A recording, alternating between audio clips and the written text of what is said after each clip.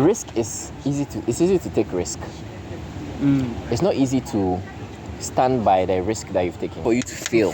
Yeah. Like it's designed to cripple you. And I mean, it happened to me too. Wow. Yeah.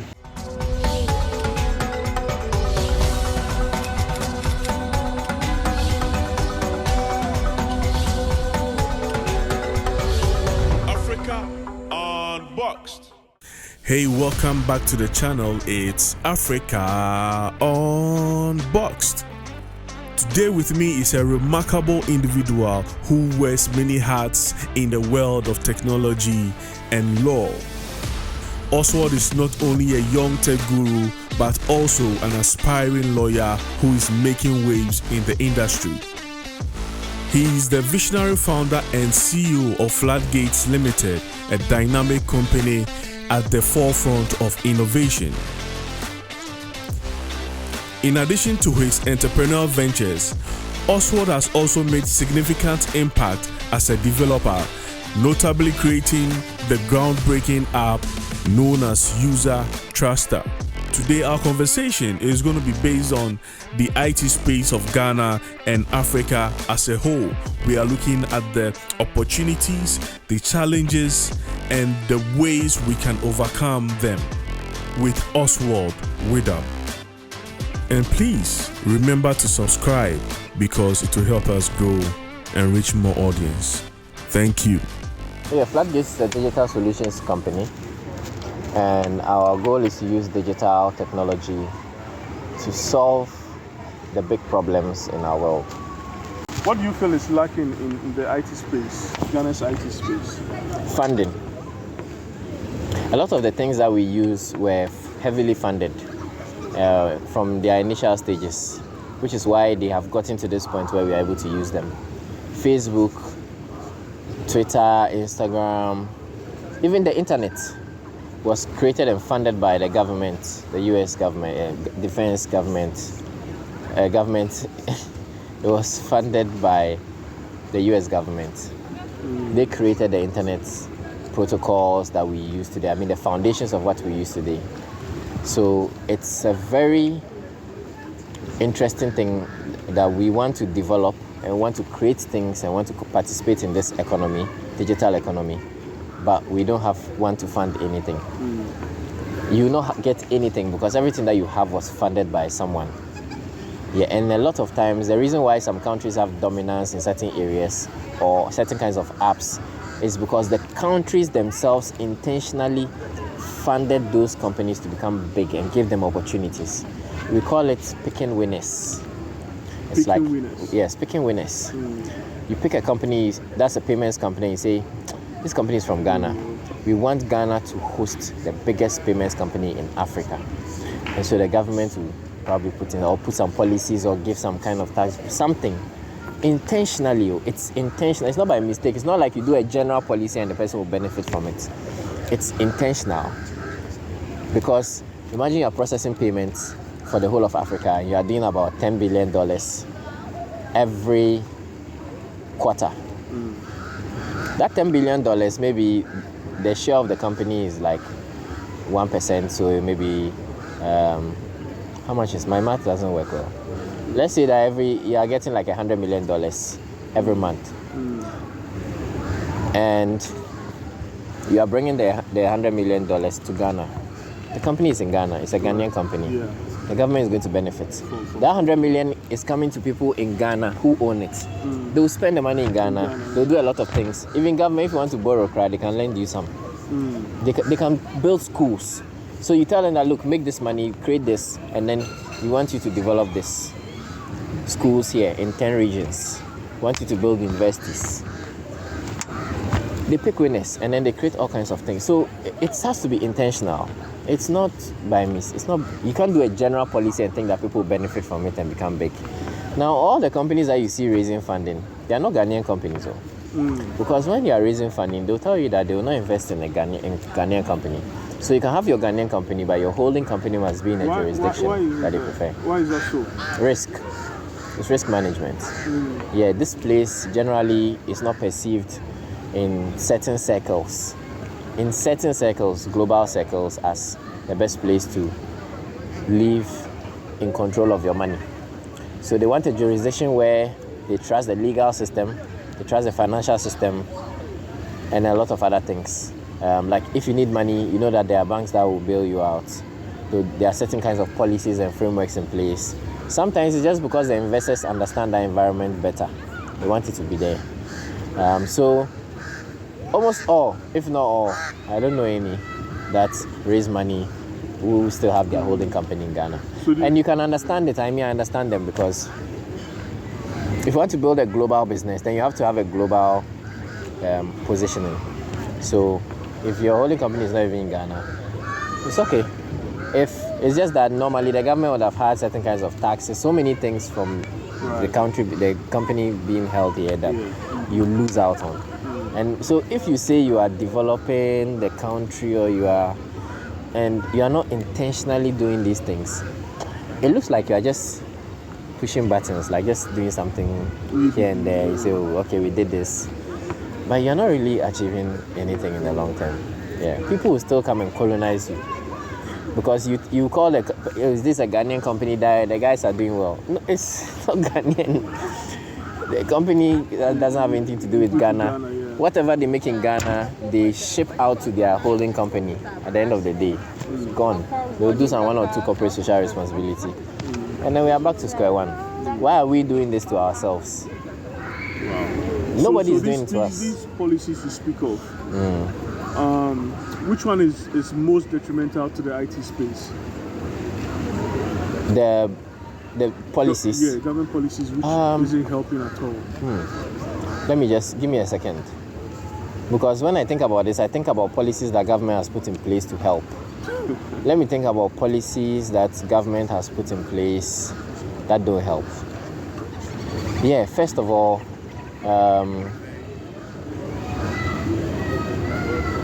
for example, fintech. Licensing is a very complex thing. It's so interesting that the people who have the skills and the technology to build the fintech technology usually don't have the financial capacity to actually set it up. So they'll end up going to use that for foreign companies or other companies that have foreign interests. And so somebody would prefer to work for a foreign company, earn good money, and apply their skills there, when they could have founded a fintech and grown it in 3 years. But you can't do the fintech because you need capital, and the capital is not easily accessible, and the banks won't give you the money. Banks are not designed, and the way they are currently structured, to support the level of risk that startups carry. And I'm just being polite with it. I could have said it in a different way that was a little more hostile, but it's a risk issue. And the risk is also because you can't identify the people, you don't know them, the systems, the structures are not trustworthy, the institutions are not... Don't you feel like at a point in time somebody needs to take the risk? Oh, people will take the risk regardless. Like me, I'm an entrepreneur. I'm taking the risk anyway. Or are you talking about the banks? Yeah, the banks. Oh, you see, it will change, but it takes time. It's changing. ABSA has a loan for 10%. For entrepreneurs, SMEs. Yeah. Wherever, I don't know where the money is from. Whether it's their money or it's from MasterCard. Okay. Because they're doing it in partnership with MasterCard. 10% repayable, no collateral. That's great. So like something like requiring collateral is not... I mean, somebody has built a technology that is worth millions of dollars. But because the person doesn't have a landed property, like a house or land or something, the person doesn't already have the result. They can't get money from a bank. And the venture capitalists too, well, they are here too, but it looks like, I don't know. Because if they were really funding things, I know people who are building a lot of wild things, so big things, and honestly, if I had money, I would have put the money in myself. Yeah, but there are people who say they are funding too, but you know they see the funding too. You see the funding. We've bootstrapped for 3 years. Yeah, 3 years using our own money.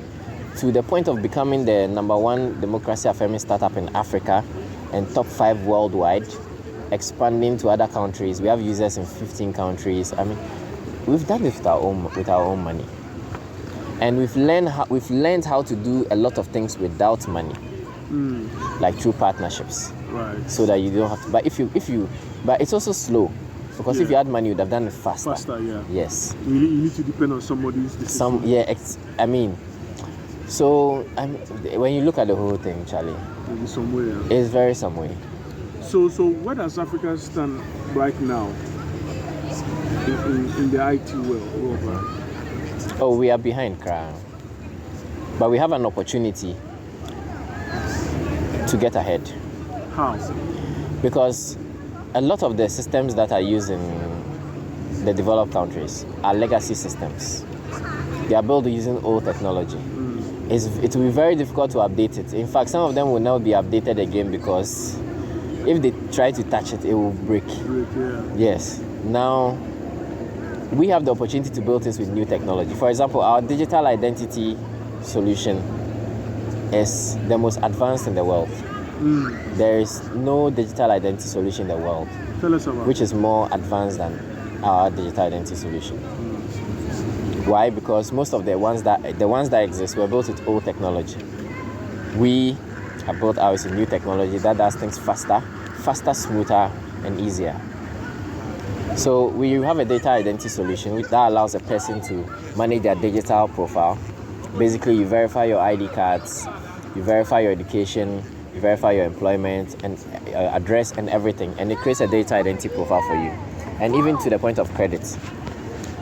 Once you've created a data identity profile, you can access any service that you want. So you can open a bank account in a few minutes. How long does it take to open a bank account? For a person, it's like 6 hours. Yeah. Because you have to first of all decide where you want to go. On the phone. No, you get up and then you dress, and then you dress up.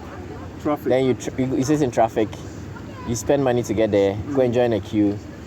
You provide them with the information on paper. You sit down and you fill all those forms. Sometimes the bank even already has a form, so the data, but they want you to bring it again. Right. Yeah. Then you draw the road to your house on paper. Yes. Yeah, nearby. We still do it, though. Even with the Yeah. Ghana Post GPS system in place and the Ghana card in place, we still have to draw. Wow. I mean, last month I drew my. You one. Yeah, actually, I go do them. You see, I drew one car. I mean, so how do we get there? so we need to look. Government should not try to think of solutions. There are people who have the solutions to all of these things. So our data identity system, if you want to open an account, you just verify your Ghana card, you set up your other information, and then you just select the bank, select whether savings account, what kind of account. You tap on it, information is pre-filled. If there's anything else you have to add, you type it in, press send. It's sent to the bank, they open the account for you. Simple. The banks that have a callback, the software is connected directly, so the account is instant, the software picks it and then opens it for you. Wow. So how do we access this? Oh, just download the app. What It's is it called Truster. Truster. Yeah, TRUSTUR. Wow. Now, based on that, we verify credit and we are doing a buy now, pay later solution. Okay. When you go to the bank, what do they ask for when you're trying to get credit? Your credit history, your identity information, then they'll assess you to see the risk. So your income, your risk, and then your credit, your identity. Right. Once you have all those things, all the bank needs to do is to decide whether they are giving you the money or not. So we have identity verified, income verified, risk checked, and credit history checked. Our system does all that. It's all part of the digital identity process. So once you have that, what's left for the bank? So with our banking partners, if you want to buy something, we've even connected with the retailers with Melcom. So we've signed a partnership contract with Melcom. So apart from Melcom, which other banks are enrolled on your system? Oh, the banks. Not yet. No. I don't want to reveal some information here. Okay. But for example, the ARB Apex Bank, which is 146 rural and community banks, Stanbic Bank. There are a lot of banks that are being onboarded at the moment. Okay. I don't want to mention names, but if you download the app, you see all the banks that you can access. Okay. Because most of the things we are doing are in a pilot stage, and we are not supposed to probably throw it out commercially, like publicly, as much. So until we finish with the pilots. But if you download the app, you see all of them there. They are there. So There are a number of things we've done, like credit, where in terms of buy now, pay later. So now you don't need to go to the bank to go and take a loan. You walk into Melcom, you pick up whatever you want to buy. On our system, you're already verified. Use the app and Everything is checked. We know how much you can pay a month. So they'll just enter the details of maybe you want something 15,000. You want to pay over 6 months to 1 year. So let's say 1 year. And then it's entered there. The system checks if your repayment you can pay 1 year. If you're a government worker, it's easier because we'll just log it into the controller system and the deduction is done for the bank. But before you get there, once that details are entered, you receive a contract request on your phone with the details of the loan from the bank. So it goes to the bank. The bank will approve it. You receive the details. Once you accept, the contract is signed digitally. Right. Melcom gives you your items. The bank pays Melcom directly, instantly. That's an interesting model. So we've connected all the partners in the ecosystem. It's been a lot of work, like 3 years of work to get here. We are currently running a pilot, like I said. Okay. The only reason why I'm mentioning Melcom is because at the moment we've cleared Melcom. There are a lot of other partners. We are even doing tuition financing with some schools. Oh, really? So if you want to pay your school fees, you go on there, they say you have to pay 2,000 cedis. You decide that you want it to be financed and then you pay over 6 months or 1 year or even 3 months. You just go on Truster. So you just, on the site, you just click and then you decide that you want to pay with Truster. You enter the details are there. It will be sent to your phone. You accept. Once you accept, the bank pays the money, and then the repayment is done to the bank. Wow. You don't. How long does it take to get a loan in Ghana? Forever. 3 weeks to never. Yeah. It's never. possible. Like it's 80% of the time you won't get it. You won't get it. 80 is too much. Like 95% of the time you won't get it. Wow. Yeah. So we've basically, and we are going to do a lot of things. Currently, we are working on asset financing as well, like cars as well. So you can buy a car and pay over 5 years. And the way our system works, you just need to walk in and then say that's what you want to do. The system checks your credit, and if you are okay, you can walk out with your whatever you are buying. Whatever you need, yeah. So we are going to be financing a lot of things and bringing a lot of solutions into the market over the next 6 months to 1 year. Yeah. It's very hard doing it without some sort of support, especially financing. But we will do it anyway. Like you said, somebody has to take the risk. Somebody has to not care about what it's going to cost them to do it, right? Somebody has to say, this thing is going to draw blood, 5 pints of blood. Yeah. But I'm willing to give ahead, that to see it happen. Yeah, and you know the interesting thing, even no matter the situation that you are in, if you just keep working at something, it's just a matter of time. It's going to work. Sure. I've never seen anybody do something for long enough and the thing didn't work. There are times when you are going to give up. If you don't give up and you continue, you get to a point where the thing will work. Definitely. Because let's say that you start out on the wrong path. Let's say from here I want to go to Circle. Right. I don't know the way to Circle. And I come out and I start walking. As I'm walking, maybe I'll meet someone and I'll ask. I'm going to Circle. They'll say, you're walking the wrong direction. Turn this way and walk this way. Then they'll show you, then you go. Right. Actually, in Ghana, if you're not careful, everybody will toss you around.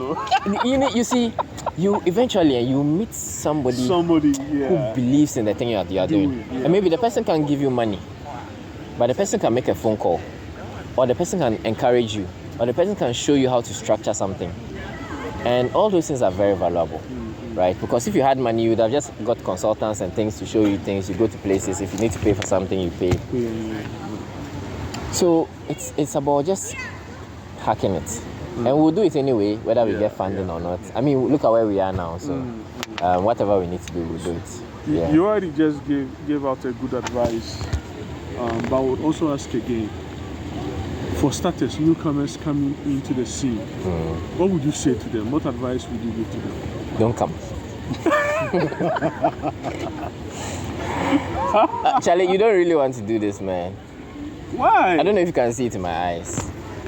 Yeah, blood, sweat and tears. It's crazy. You don't really want to do this. So that's my advice. The people who ignore my advice are the people who should come. Why is that? Because you need to have a little bit of stubbornness and delusion to keep working on something that is not working, and to just keep doing. And everyone will be telling you that this thing you are doing, that thing, why don't you just stop this thing? You are doing this, and you run into this problem. Remember the last time you even had this issue, and we had to come and see how we could solve the issue. And like, if you can't withstand that thing, even to the closest people to you, there'll be a time that you are the only person left, one person left who believes in the thing, and everybody is just ready to just like discard it. Wow. And if you can't continue in that time, just forget it. You can't do it. So don't even start. Because after the difficulties, where the breakthrough comes. Yeah. So let's say that you have 100,000 CDs, right? Let's just assume that you have that, and you say you want to do it. Why do you want the 100,000 CDs to finish? Then you go into debt and be owing 1 million before you give up. Just don't do it and go and enjoy your 100,000, right? But if you know that you will do it, you get to the point where you're in debt 1 million, and then you will still continue. Then you are the kind of person who should come and do it. Basically, you should be a risk taker. Yes. You need to be bold. Risk is easy to take risk. It's not easy to stand by the risk that you've taken until the result comes. Right. Everybody can take a risk, and they'll pull out. Like you see, people will say, "Oh, I like this. It sounds idealistic and all that." It's a very nice idea. Some of the companies I mentioned to you, it took us more than 1 year of discussions, meetings, talk, information, like just to get to the point where you agree.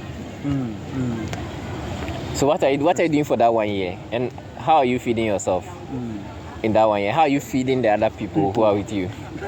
And then in Ghana, people depend on you. So how are you dealing with all those things? Wow. Yeah.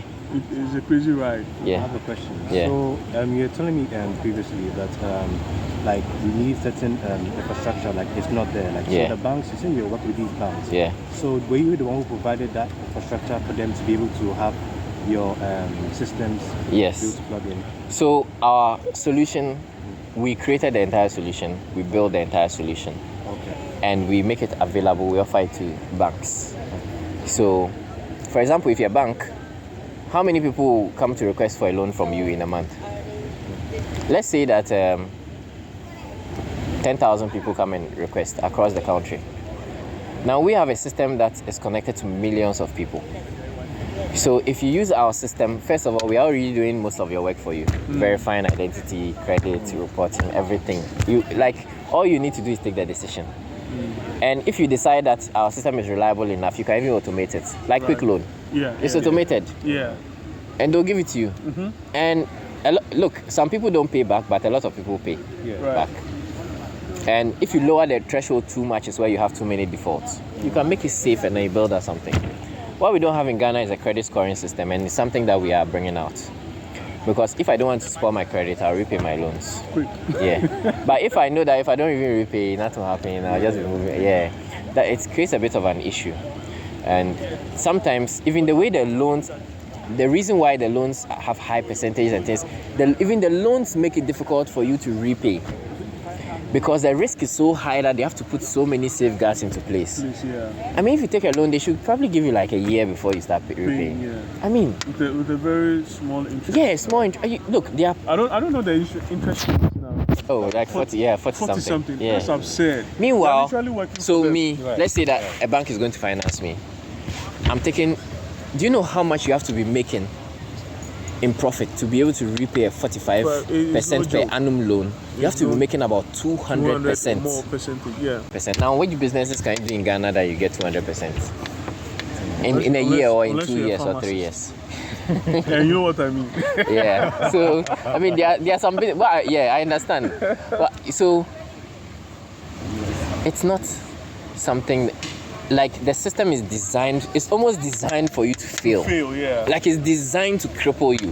Because someone else might be building the same technology in the US. Person is borrowing at 2%, 3%, 5% maximum. That's crazy. and you are doing the same thing. How would you? So you see, if we say you can't compete. If we say we want to build global, but you see all the issues I talked about. In certain countries, when you start, they'll give you funding, straight, easy peasy, and you have peace of mind. You take care of everything around you, right? And then you have something to invest in your. Look, Microsoft has supported us. They supported us over $150,000 worth of sponsorship. Wow. Yes, and I always have to thank them, because if not for that sponsorship, even when we're paying for our service, last year the exchange rate jumped. I think it's doubled and even tripled before it came down. If we were to continue paying, you are just there. You are paying 4,000 cedis for service every month. All of a sudden, you are paying 12,000 cedis. Nothing has changed except the exchange rate. So how do you build a business? How do you do it? It's like, if you really want to build a business, that's why a lot of people will leave. Yeah. And it makes sense for you to leave, because if you say you're going to do it here, it's either you're going to take 500 years or never. Or never. Yes. So, I mean. Wow. It is well. We'll get there. Yeah, eventually. One day, like maybe in like 50 years or something. So you say, don't come. Stay home. Go don't elsewhere. do it. Don't, like, it's really like, honestly, don't do it. I think that, for me, if you ask me what's my most powerful trait, or you can say I'm smart, intelligent, whatever, you can say all those things, but I think that I have a certain characteristic that probably is what has made me get to this point. And that characteristic is a very high pain tolerance. Exactly. A tolerance for suffering. It's like, you are the second person who has mentioned this today. Because a lot of people or entrepreneurs leave that part out. They don't think that exists. The pain and the suffering you need to go through. So the moment something hits them, they are like, okay, Charlie, make I go my somewhere. They'll leave, they'll stop. And then they'll say 95% of businesses fail in the first 5 years. So the pain factor is really, really, really necessary. Because without pain, you really cannot grow. You start, you're like, oh, I have this money, I'm going to use to do this. In 3 months, the bank says don't give you the money. The venture capitalists think that you are too early, or they want to take like all of your company. Your family think you're on family, serious. yes. Look, and now, like, you go to rock bottom and go underground, and you can be underground for years. If you don't have the help to pull you out, you'll be there forever. That's what I'm saying. Sometimes it's like you have to have a mind that is just fixed on it, and you are suffering. You are struggling, and there's chaos all around you, but you still come. You want to do this. You pick your computer. You still work. You still work. Interesting. You still look. There were days when, I mean, still, like, nothing is working out, but the work is there. So at least I can write some code, right? Yeah, I can code. I can improve a feature, like I can write a document. I can continue working. Like that's the only thing, because I can't do anything else, right? I don't have any resources, everything, nothing, and I can work. So what do? You work, and in the end, the only thing that you have left in this world is your business. What you've worked on. What you've created, and the path you are moving on. Wow. Charlie. And look, if you're an entrepreneur, I promise you, it will happen to you. Someone built an application. He did everything. Built everything for a fintech company, and I was like, wow, this is amazing. Like, Charlie, your system does all of these things. It's so beautiful. And I was like, so how far with your license? And he was like, which license? And I was like, you need a license. It's like, but why do we need a license? It's like, you need a license from Bank of Ghana to do this thing that you are trying to do. I was like, really? And I was like, yeah, let me just send you some things. I have the documents. I have a folder, all the documentation, all those legal stuff. I sent it to him. The guy read through it, depression. The minimum capital for what he was trying to do is 2 million Ghana cedis. Wow. You need to have it packed. How was it going to go? As you're applying for it. Yeah. How do you handle that? Charlie? It feels like that would be the end of the road for him, but but I think you can get help. I don't know. There's still someone has to give you so he pivoted his model. He changed his model. Yes. A little, yeah. Wow. And I mean, it happened to me too. Wow. Yeah. I mean, at this point, we have actually received a no objection letter from Bank of Ghana. So we are sort of approved for what we are doing, everything. So, but to get to that point, we had to study the regulation, learn what you can do, what you are not allowed to do. So what is with SEC with this crypto issue? Do you know everything about that? It's unfamiliar territory. And the thing is that when people feel like they can put money into something and then make a lot of money out, which is the way crypto has been sold. Yeah. Let me say cryptocurrency. I support crypto, the technology, but I'm not in the currency business, the cryptocurrency business. I don't involve myself in it, right? Maybe you can say that I don't even know much about us. I don't know enough about it. You can say that if you like, but I understand the crypto technology very well, and I know its applications, smart contracts, verifiability, its application in land digitalization, blockchains, potential for everything. I know it, and I know how to use the technology. So I would build such technology into other aspects, not into currency. The thing is that money is something that is controlled by the central bank. According to the Banks and Other Specialized Deposit Taking Institutions Act, the Bank of Ghana Act, the Constitution of Ghana, everything that has to do with money and the control of money, issuance, regulation, everything is controlled by Bank of Ghana. And the reason why that is so, and even to the point of it being in the Constitution, is I'm giving law because I'm reading law as well. So. Oh, nice. Yeah. The reason why that is the case is to the point of being in the Constitution is because mismanagement of the economy and the financial sector can destroy a country. Exactly. It can destroy our lives personally. Imagine that you wake up and the city is worth nothing. Yeah. And inflation has hit everything, and then all of a sudden there's no, like, your money, you can't even buy bread with your money. You're only 10,000 cedis. 10,000 cedis can't buy bread. The Venezuela situation. Yeah, and it can happen if it's mismanaged. Let's say that all the banks in the country collapse. Would you even put your money in the bank anymore? There's no point. So there must be certain things that there'll be distrust, and once there's distrust, they won't put your money into the bank. The banks won't have money to lend. So every business that depends on the lending, transaction financing, credit businesses, even the financing of the government's work and all those things will all go down the drain. There's no business going on, so there are no taxes. Right. Nobody's earning anything, so they are paying nothing, so the government goes bankrupt. So instead of banning it outright, why is it that they are not trying to put in policies that will help it? They are trying. They are doing a lot of work. Yes, I know. Yeah, they are doing a lot of work in that direction. Okay. What are some of the things they are looking at?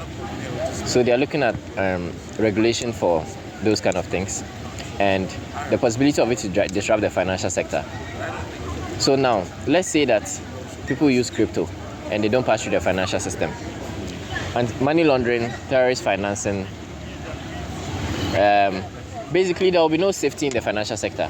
So it's crypto there are a lot of risks, and it's new, and innovation is new and exciting, but we must make sure that the innovation doesn't collapse the stability we have. So financial stability is a mandate of the Bank of Ghana from the Constitution and all the other acts and its constituting acts. We have to make sure that our economy is stable. We need to put in the right monetary policy, interventions, and regulate the institutions that are playing in well enough, right? To foster trust. Because like I said, once the money is cut off, people are not putting the money. There's no business to run, taxes, government, everything collapses. Yeah. So it's very critical. And Ghana is also signed to a lot of international agreements and things that we are not supposed to allow.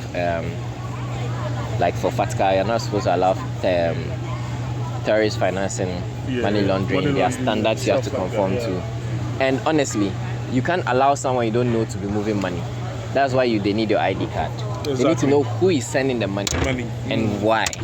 It's very important. Crypto doesn't have that. The money just goes. Now, it's good for simple transactions. We are not using to finance any terrorists with it. There are people who want to launder money in and out of the country. Nigeria has Naira. Yes. We have an ECD. Yeah, we do. Really? It's actually being integrated into all the banks as we speak. So how come it's not, It's there, but it's there. It's there. They've done some publicity. Yeah, it's there. Why is it not popular? Because it hasn't gone mainstream yet. The banks are still integrating. So we have a digital. So the central bank's approach to this is to say that, okay, we can look at regulating other cryptocurrencies, right? But to ensure that all these other ones don't override ours, let's bring our own digital currency first. Right. Using like I said, the technology is good. It's the currency bit, the money management. That's where the risks are. So they use the same technology to create the CDBCs, central bank digital currencies, and like the ECD and the e-Naira and all that. Interesting. All right, Charlie. I don't want to hold you up for too long. You've been very generous. Yeah. Thank you. It's been an interesting conversation as well. Steven.